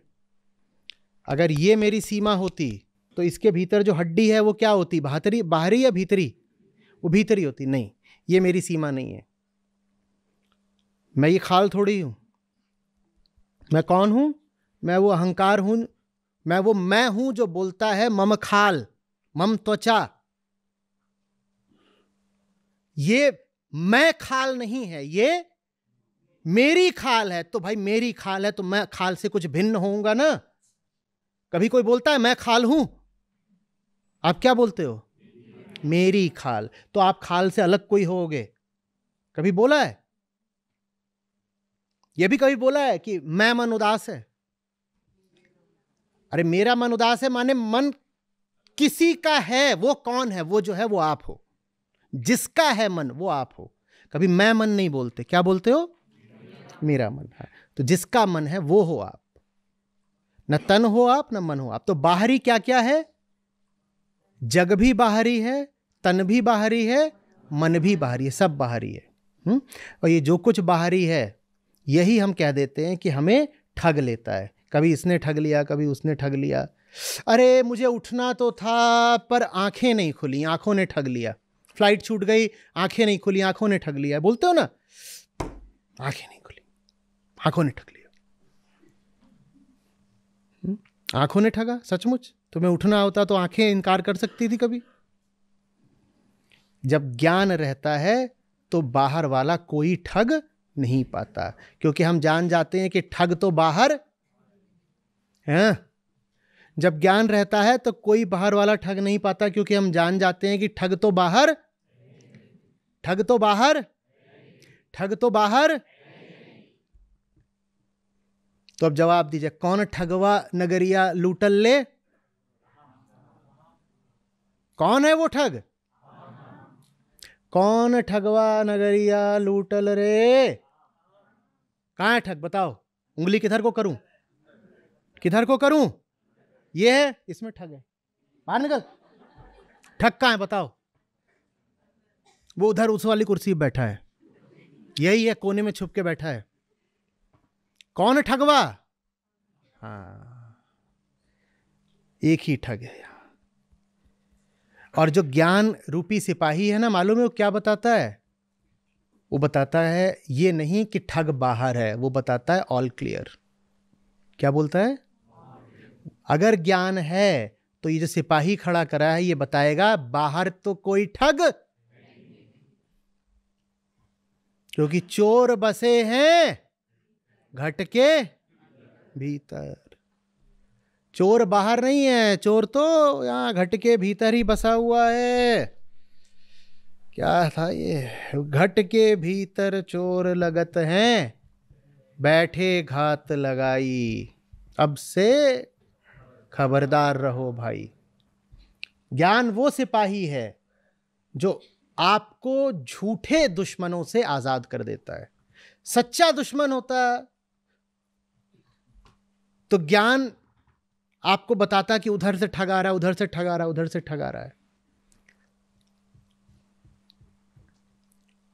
ज्ञान वो सिपाही है जो कहता है अरे तुम गलत जगह शत्रु की अपेक्षा कर रहे हो। आजकल एक शब्द बहुत चलता है, शत्रुबोध। जो लोग लड़ने को बहुत तैयार रहते बोलते शत्रुबोध होना चाहिए। शत्रुबोध बहुत जरूरी है। ये शत्रु है, वो शत्रु है, उस समुदाय के लोग शत्रु हैं, उस देश के लोग शत्रु हैं, गोरे लोग शत्रु हैं, यूरोप शत्रु है, अमेरिका शत्रु है, चीन शत्रु है, सब शत्रु है, मुसलमान शत्रु है, ईसाई शत्रु है। शत्रुबोध होना चाहिए। लेकिन जानने वालों ने क्या बोला है? घट के भीतर चोर रहते हैं, बैठे घात लगाए। वो कहते एक ही शत्रु है और वो इधर कहीं नहीं है, वो इधर है।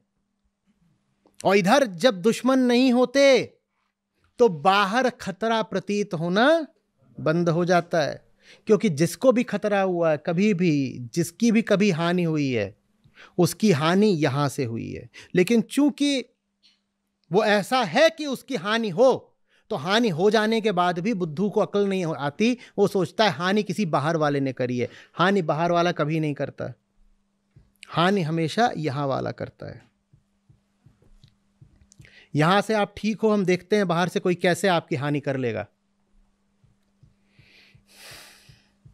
यहां की हानि ही आपको मजबूर कर देती है कि आप अपने शत्रु की कल्पना कहीं बाहर कर डालो। यहां से हानि हो गई ना, हानि माने कमी, कुछ टूट फूट, कुछ गड़बड़ हो गई है, तो उस मारे आप सोचते हो वो आकर के ठग गया मुझे, वो आके ठग गया। तो इसीलिए ज्ञानियों ने आपसे कहा कि विचारो कौन ठगवा नगरिया लूटल रे। क्यों विचारने को कहा है? क्योंकि बिना विचारे तो हम सबके पास पहले से उत्तर है ही तयशुदा कि ठग कहां बैठा है, वहां बैठा है, वो रहा ठग। तो कहते हैं ना ना ना ना, सचमुच गौर से देखो क्या ठग वहां है, तुम्हारा दुश्मन वहां है, तुम्हारा दुश्मन वहां नहीं। तो आपके पास ज्ञान नहीं था, आपके लिए कल्पना करना आसान था कि ठग कहां है। फिर आपने कहा चलो जरा सा सिक्योरिटी बढ़ाई जाए, गार्ड लेके आओ, गार्ड। और उस गार्ड का क्या नाम? ज्ञान प्रताप। तो उसको आपने खड़ा कर दिया। पहले आपके पास कोई सिक्योरिटी थी नहीं, कोई सुरक्षाकर्मी था नहीं, तो आप अपना बैठे हुए थे घर के भीतर, और घर के भीतर रोज लूट रहे थे। पता चलता नहीं था कौन लूट रहा है, तो क्या सोचते थे कौन लूटता है? बाहर से कोई आता है, हमें लूट के चला जाता है। बाहर घूम रहे सब चोर उचक्के लुटेरे, यही आते हैं और हमें रोज लूट लेके लूट। तो आपने बाहर क्या खड़ा करा? गार्ड, एक सिक्योरिटी। और उसने आपकी क्या सूचना दी? बाहर तो कोई खतरा। अब आपका दिमाग घूम गया बिल्कुल। बोल रहे कि ये ज्ञान प्रताप बोल रहा है कि बाहर कोई खतरा है नहीं, और भीतर चोरी रोज हो रही है, तो चोर कहां है? Let's fire the guard, fire the guard. बंद करो रे। 1 जनवरी आ रही है, नया साल, नई शुरुआत। और नई शुरुआत यह है कि ये बंद करो गीता वगैरह, ये नई चीज होगी। पिछले 4 महीने से फंसे हुए थे। फायर द गार्ड, यही तो नई शुरुआत है। कुछ तो अलग करना है ना। हमारी सारी शुरुआतें नई मूर्खताओं की तो शुरुआतें होती हैं, जो आप कुछ बोलते हो, now I am going to begin something new. So what's the new stupidity please? New माने क्या होता है? आप तो ओल्ड ही हो, द ओल्ड इडियट। जब ओल्ड इडियट कोई न्यू हरकत करने जा रहा है, तो वो न्यू क्या होगी? इडियोसी। और क्या होगी? The old idiot trying his hand at something new. क्या अर्थ हुआ इसका? More idiocy, which is calling as new idiocy. समझ में आ रही? तो लेट्स फायर द गार्ड, क्योंकि गार्ड ने आगे क्या बताया कि बाहर तो कोई खतरा है ही नहीं। और अगर बाहर कोई खतरा है नहीं, तो इसका तो सीधा निष्कर्ष ये निकलता है कि मैं ही चोर हूं, मैं ही अपने घर में चोरी कर रहा हूं। बदतमीज, तू मुझे चोर ठहरा रहा है, तू मुझे चोर ठहरा रहा है। तुझे पता भी है तूने जो बोला उससे निष्कर्ष क्या निकल रहा है? क्या निष्कर्ष निकल रहा है? अगर बाहर कोई चोर नहीं है और चोरी हो ही रही है, तो माने थप्पड़ मार दूंगा, निकल यहां से बाहर। लेट्स फायर ज्ञान प्रताप। वैसे मेरे भी घर का नाम ज्ञानू ही है, पता नहीं, मेरे पिताजी थे, उनको इस शब्द से बड़ा कुछ प्रेम था। कबीर साहब के लिए काशी में एक नाम ये भी था, उन्हें बोलते थे ज्ञानी जी। तो पिताजी मेरे वहीं से थे, तो उन्होंने, लोग दुलार में अपने बच्चों के बहुत तरह के नाम रखते हैं, उन्होंने मेरा नाम रखा ज्ञानू। कहा चलो ठीक है। तो लेट्स फायर ज्ञान प्रताप, क्योंकि ये जो बता रहा है उससे तो यही अर्थ निकला कि तूने चोर बोला मुझे।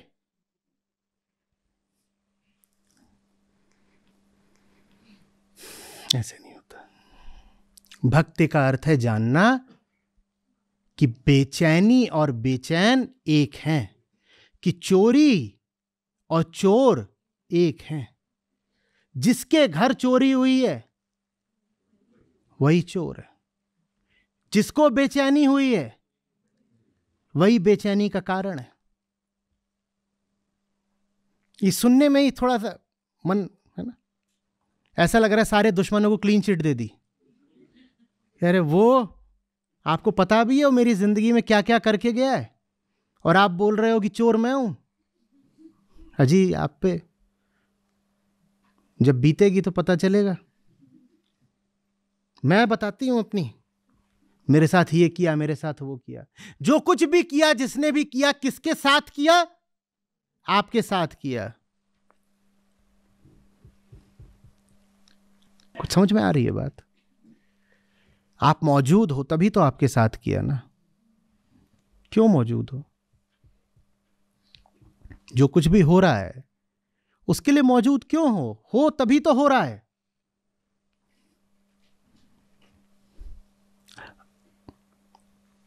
ज्ञान प्रताप जी, आपका उदाहरण तो मस्त है, लेकिन मन अभी भी त्रस्त है, क्योंकि इसमें एक खोट है। क्या? बाहर वाला कुछ करे, हम मौजूद हैं, उसमें तो आपने हमारी त्रुटि बता दी। लेकिन ऐसा भी तो हो सकता है कि कोई दुर्घटना हुई हो, हमारे घुटने पे अभी भी चोट है। वहां से हम अपनी मौजूदगी कैसे हटा लेते? साहब, आपका घुटना नहीं हो, पहली बात। दूसरी बात, सड़क दुर्घटना में आपके घुटने पे चोट लग सकती है, आप पर चोट लगे वो बराबर की बात नहीं है। सड़क दुर्घटना में आपका घुटना टूट सकता है, आप टूट गए हो, यह बराबर बात नहीं है। घुटने का टूटना और आपका टूटना एक ही बात नहीं है, क्योंकि आपका होना और घुटने का होना एक बात नहीं है। ना हम देहास में, मैं मेरी देह नहीं हूं। घुटना टूटा है, हम थोड़ी टूट गए।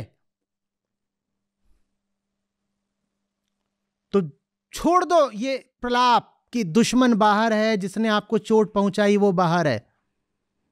जब भी चोट पहुंची है आपको पहुंची है, और आपकी संप्रभुता हो, आपका स्वभाव है पूर्ण स्वतंत्रता, कंप्लीट सॉवरेनिटी। आपके साथ जो कुछ भी हो रहा है दूसरा उसका निमित्त हो सकता है, ठीक, यहां तक हमने दे दिया। उपादान नहीं हो सकता। ये कारणता, कॉजेलिटी के होते हैं। आप बोलते हो कुम्हार ने घड़ा बनाया, मिट्टी के बना लेता क्या? कुम्हार बाहर हो सकता है पर मिट्टी आप हो। तो अगर घड़ा बना है तो दोष कुम्हार को क्यों दे रहे हो? वो निमित्त है बस।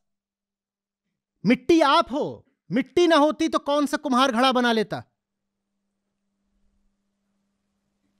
आपसे कोई पूछता है कभी कि घड़ा किसने बनाया, कभी बोलते हो मिट्टी ने बनाया? यही तो भूल है। हम कभी भी जो मूल कारण होता है उसको नहीं देख पाते, हम हमेशा निमित्त कारण को पकड़कर बैठ जाते हैं। बाहर वाला अगर गुनहगार है भी तो बस निमित्त के तौर पे। और अगर कुम्हार ने बनाया है घड़ा तो मैं कह रहा हूं कुम्हार बना के दिखा देना बिना मिट्टी के। मिट्टी ने बनाया है, यह तो संभव है कि कुम्हार न रहे तब भी घड़ा बन जाए। प्रकृति के संयोग है, बिल्कुल बन सकता है। बस संयोगवश मिट्टी एक ऐसा आकार ले सकती है कहीं पर, किसी समय पर, कई सालों में एक बार, कि वो आकार घड़े जैसा लगे, बिल्कुल हो सकता है। पूरी तरह से घड़ा ना हो, गोल गोल बिल्कुल घड़ा ना हो, पर किसी अन्य आकार का पात्र बन सकता है संयोगवश भी। बिना कुम्हार के तो पात्र बन सकता है, बिना मिट्टी के तुम पात्र बना के दिखा दो। आप मिट्टी हो अपनी, आपके साथ जो कुछ भी होता है आप उसके उपादान कारण हो, आपके बिना नहीं हो सकता। ज्ञान आपकी यही बता देता है, बाहर जो थे वो पहली बात तो ठग है नहीं, और अगर वो चोट दे भी रहे हैं तो क्या है? निमित्त मात्र। असली कारण तो यहां बैठा है, यहां।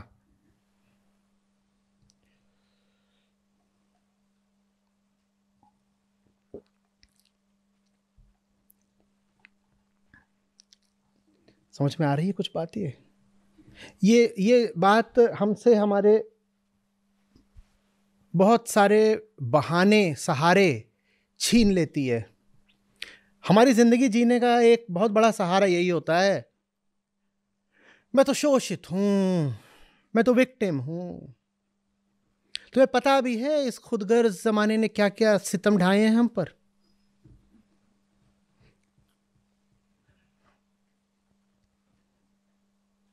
आप उनसे कहिए कुछ भी बताओ, कोई भी चीज सुनाओ, every story is a sob story. इनसे कभी क्या मत दीजिएगा कि चाय पिला दो, या आंसू मिला के ही पिलाते हैं। बोलते ये लीजिए खास जापानी नमकीन टी।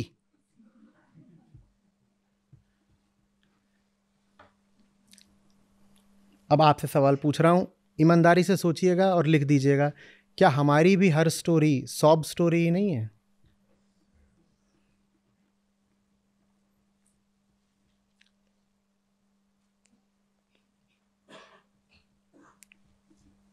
सॉब स्टोरी का अर्थ यही नहीं होता है कि मैं रो पड़ी। सॉब स्टोरी का में ये भी होता है, जमाना तो मुझे रुलाने आया था पर मैं डटी रही।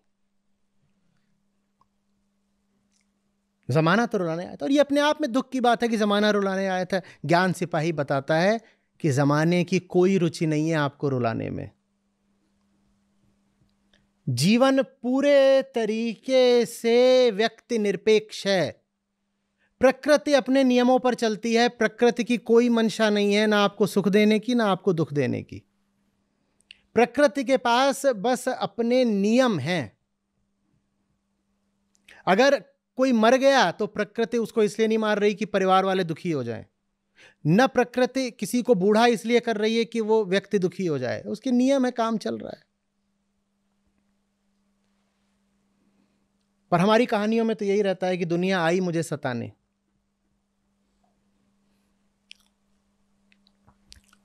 जब ज्ञान सिपाही होता है तो आके बोलता है बाहर तो कोई दुश्मन, वो मजबूर करता है सॉब स्टोरी को कि बनो जॉय स्टोरी।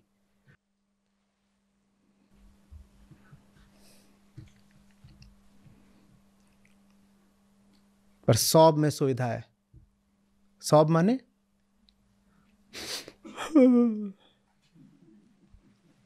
इतना वेल एडजस्टेड, मना ही नहीं कर रहा। बात ये नहीं कि आंसू पोंछ रहा हूं, बात ये कि नकली आंसू पोंछ रहा हूं। तब भी नहीं कह रहा कि अरे जब है नहीं आंसू तो काहे को जबरदस्ती ऐसे ऐसे कर रहे हो। वेल एडजस्टेड तौलिया, एकदम सफेद कपड़े पहन के चलता है, समाज में बहुत इज्जत पाता है। देखो यहां पे लाके रख दिया गया, आप सब यहां नीचे बैठे, ऊपर बैठा है, क्या इसको प्रतिष्ठा का स्थान मिला है? वेल एडजस्टेड तौलिया। कभी किसी से बहस नहीं करता, नानुकुर नहीं करता, कोई विद्रोह नहीं किया इसने आज तक। बताओ कैसे कैसे काम कराने सारे कर देगा। ये तो यहां बैठा है, कुछ भी पहुंच सकता है, आगे आपकी कल्पना पर।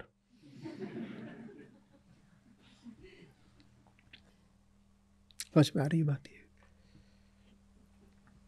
भक्ति क्या है?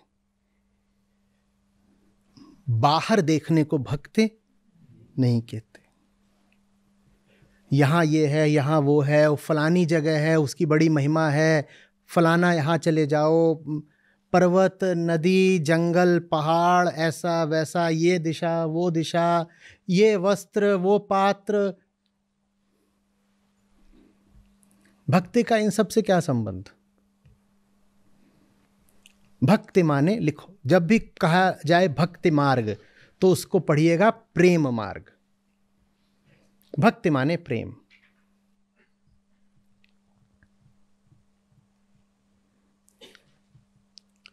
भक्ति माने प्रेम। अब प्रेम के नीचे लिखिए प्रेम करना किसको है? अहम को। तो प्रेम का एकमात्र अधिकारी कौन है? आत्मा। ये 3 याद है ना, बहुत दिनों से इनको हमने याद नहीं किया, आप भूल तो नहीं गए? प्रेम करता कौन है? ये औलाद किसकी है? प्रकृति की। आया पर प्रेम में है। तो भक्ति का अर्थ है इससे अनन्य प्रेम। आत्मा से अगाध प्रेम ही भक्ति है।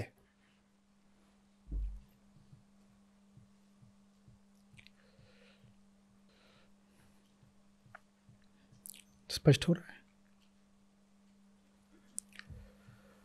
आगे बात हो रही सुरति की। सुरति ज्योति हरदम सुलगे कसकर तेल चढ़ाई। सुरति क्या है? रति माने क्या है? रति माने एकदम साधारण अर्थ में समझो तो रति माने एक तरह की लिप्तता। रति का दूर का संबंध हम आसक्ति से भी जोड़ सकते हैं। रत रहना, मगन रहना, संबंधित रहना, रति के ये सारे अर्थ होते हैं। एकदम शारीरिक तल पर आओ तो रति का अर्थ हो जाता है काम क्रीड़ा। मानसिक तल पर जाओ तो रति का अर्थ हो जाता है लिप्तता। और आध्यात्मिक तल पर जाओ तो रति सुरति बन जाती है। सुरति का अर्थ होता है आत्मा में सदा लीन रहे अहंकार। अहंकार आत्मा रत है, इसको कहते हैं सुरति। कामदेव की पत्नी का नाम है क्या? रति। तो रति का शारीरिक अर्थ पर, शारीरिक तल पर अर्थ होता है संभोग। मन पर जब आप बोलते इसको रति चढ़ी हुई है, भाषा में ऐसे कहते हैं, तो उसका अर्थ होता है कि ये किसी चीज का दीवाना हो गया है, किसी विषय के पीछे पागल हो गया, मोहित हो गया है। और वही जो रति शब्द है वो आध्यात्मिक तल पर आकर सम्मान पा जाता है, वो सुरति बन जाता है। सुरति भी एक तरह का दीवानापन है, गहन प्रेम है सुरति। अहम आत्मा के गहरे प्रेम में पड़ गया है, इसको सुरति बोलते हैं। तो सुरति ज्योति हरदम सुलगे कसकर तेल चढ़ाई। ये जो आखिरी 4 शब्द हैं बहुत महत्वपूर्ण है। कसकर तेल चढ़ाई। अहम को आत्मा से प्रेम होगा कि नहीं, संयोग की बात नहीं है, चुनाव की बात है। तेल चढ़ाओगे तो होगा, तेल नहीं चढ़ाओगे तो नहीं होगा। कसकर तेल चढ़ाई माने अहम को आत्मा की ओर जाने के लिए मिटना पड़ता है, जलना पड़ता है। ज्योति सुलगे, जलना पड़ता है। और उस जलने में खासियत ये कि खुद ही तेल चढ़ाना पड़ेगा आत्मदाह के लिए। तुम्हारा प्रज्वलन होगा ही नहीं अगर तुम नहीं चाहो। ये आत्मदाह है। आत्मदाह समझते हो ना? स्वयं ही स्वयं को निपटा देना। तो भाई निपटना है तो आग भी खुद ही लाओ और ईंधन भी खुद ही बनो। जाओ तेल लेकर आओ, कसकर तेल चढ़ाई। ये काम कोई बाहर वाला आपके लिए नहीं कर सकता। यहां संयोग नहीं चलेंगे, यहां संसार नहीं चलेगा। यहां तो चैतन्य चुनाव करना पड़ता है कि हां मैं मिटना चाहता हूं।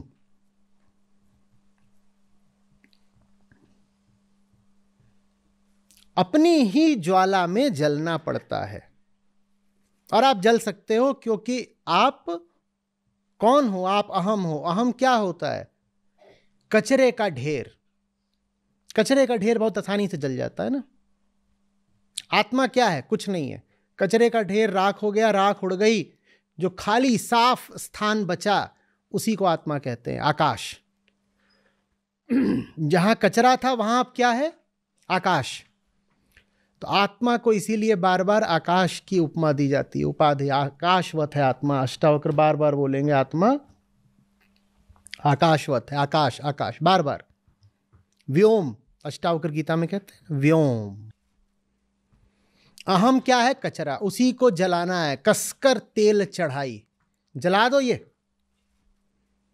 हम कचरे हैं और इस कचरे को निपटा देना है, यही मुक्ति है।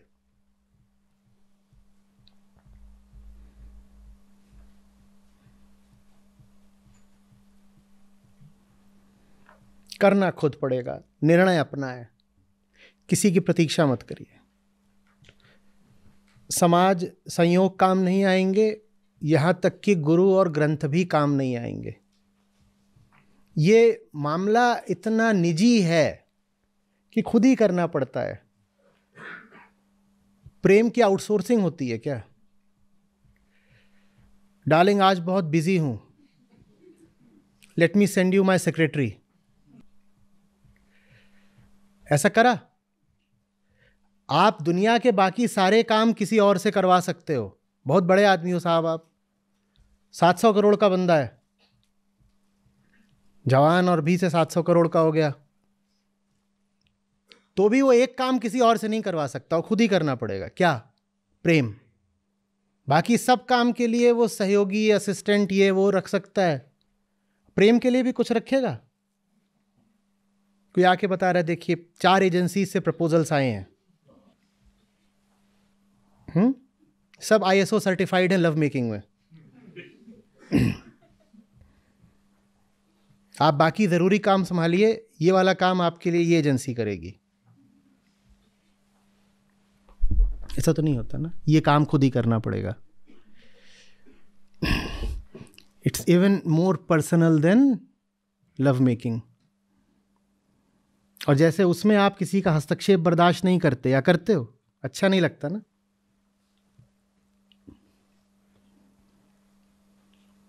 वैसे ही इसमें भी किसी का नहीं। कोई बता सकता है, कोई समझा सकता है, कोई रोशनी थोड़ी दिखा सकता है, कोई इशारा कर सकता है, कोई आग्रह, उदाहरण, आदर्श, इनका उपयोग कर सकता है। ये सब काम आते हैं ना। आग्रह कर दिया, कोई आदर्श दिखा दिया, कोई उदाहरण बता दिया, ये सब हो सकता है।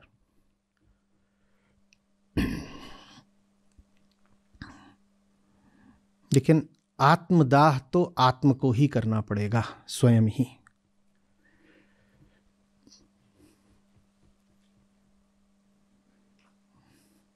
बहुत निजी बात है।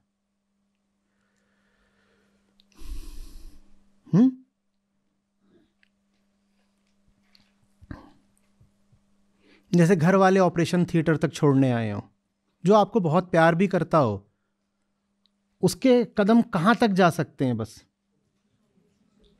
ओटी के बाहर तक एक सीमा खिंची हुई है, उसके भीतर तो जिसको आप जान से चाहते हो वो भी ना आए।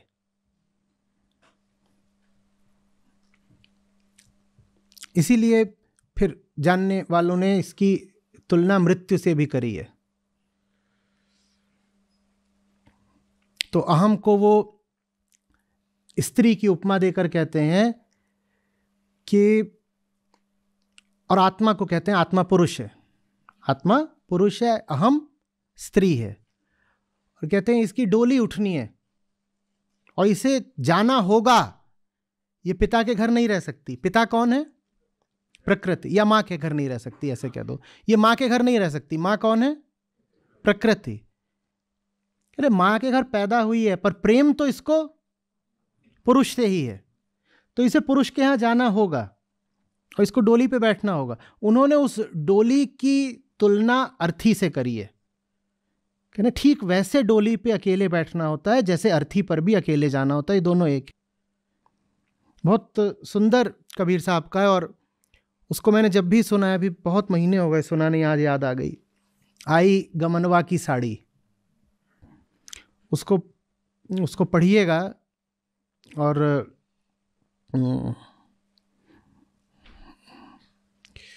भीतर कुछ दरकेगा।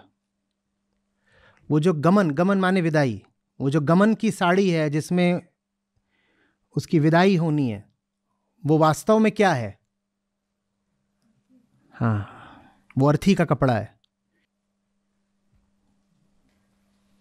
तो बहुत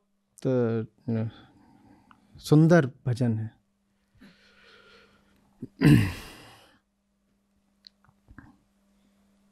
किसी को याद?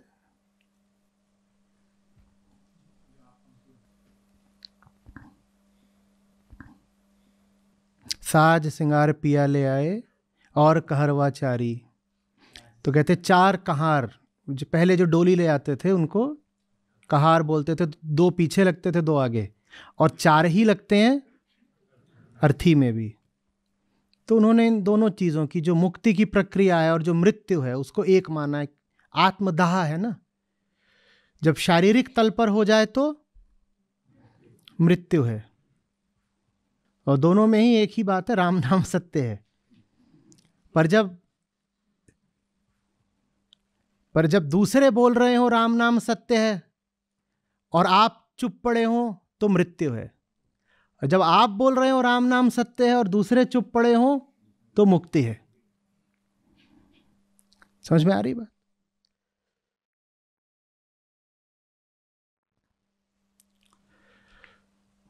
अहम शेष रह गया, शरीर चला गया। अहम के शेष रहते हुए भी शरीर चला गया, इसको कहते हैं मृत्यु। और शरीर अभी है, शरीर की कोई समस्या नहीं, शरीर है, अहम चला गया, इसको कहते हैं। तो दोनों थोड़े थोड़े एक जैसे हैं।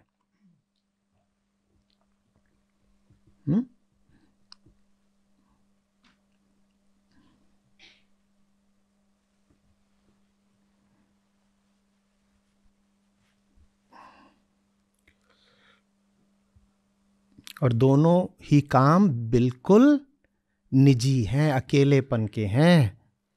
जो लोग भीड़ के अभ्यस्त हैं उनके लिए नहीं ये मामला।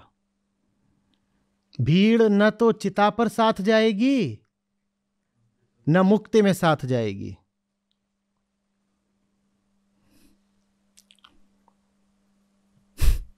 ये काम तो बिल्कुल निजी है, अकेले करना पड़ता है।